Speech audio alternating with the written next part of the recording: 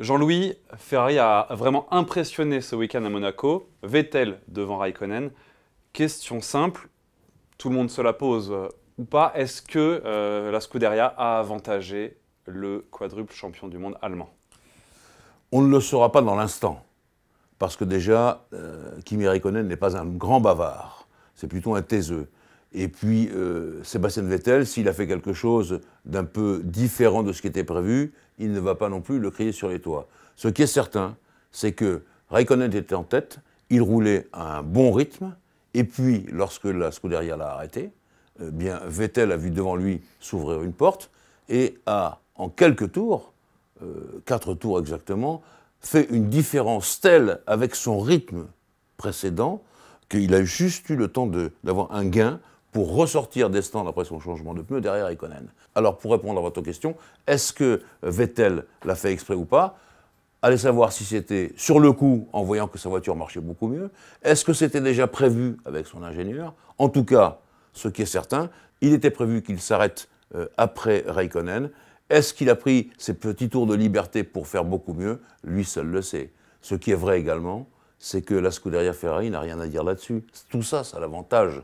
Ça lui donne des points de plus pour passer en tête du championnat du monde des constructeurs.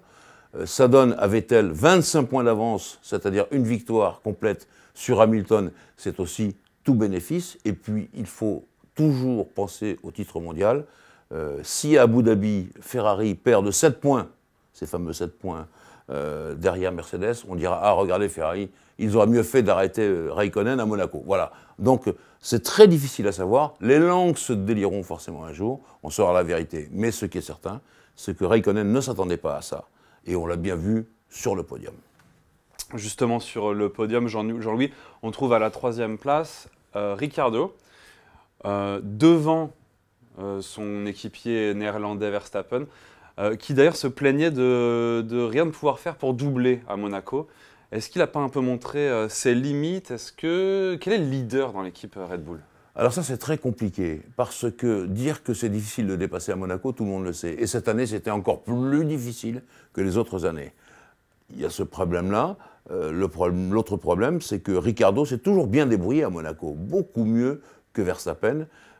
Il a eu des problèmes d'adhérence. Max, ça l'a pénalisé. Et bon, c'est chacun son tour, vous savez. Je ne crois pas qu'il y ait un leader vraiment chez Red Bull Renault. Il y a Ricciardo qui est le sage, si je puis dire, et qui donc a été récompensé par le podium. Il était d'ailleurs assez content. Et puis, il y a l'homme de pointe qui est Verstappen, et on n'a pas toujours le bon choix pour cela. Donc Verstappen, il est obligé de plier derrière Ricciardo cette fois. Beaucoup plus loin à l'arrivée, Hamilton 7e. Lors des qualifications, il s'est classé à la 13e place. Qu'est-ce qui s'est passé pour le Britannique? Alors je dirais, pour paraphraser ce que nous disons souvent, Hamilton, pas là. Il n'a pas été là du week-end. Ça n'a pas marché ni le jeudi matin, ni le jeudi après-midi. Des problèmes d'adhérence, de surchauffe des pneus. Le samedi matin, il a essayé de faire mieux. Ça n'a pas fonctionné non plus.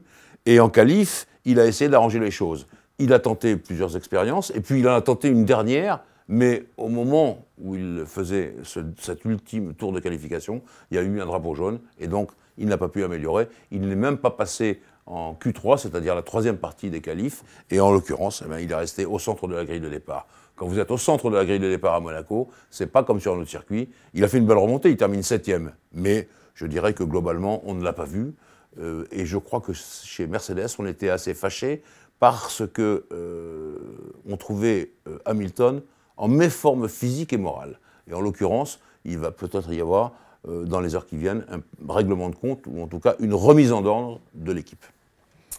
Et pendant ce temps-là, ou du moins à quelques heures près, outre-Atlantique, Alonso faisait le show. Alors, début réussi ou pas en IndyCar?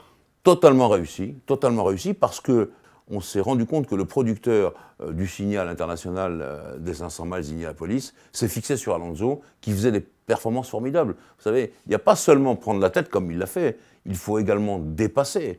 Il faut également, dans les nouveaux départs derrière la voiture de sécurité, se présenter à 6 ou 7 de front.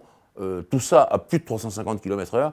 Il s'est débrouillé, il a manié ça de façon impériale, Alonso. Malheureusement, il casse son moteur, un moteur Honda, je suis obligé de le dire. bien qu'un moteur Honda ait gagné la course des 500 miles avec Takuma Sato. Mais en tout cas, il a enthousiasmé le public et il a fait vraiment des débuts extraordinaires aux 500 miles. Je pense qu'on le retrouvera sur la piste américaine.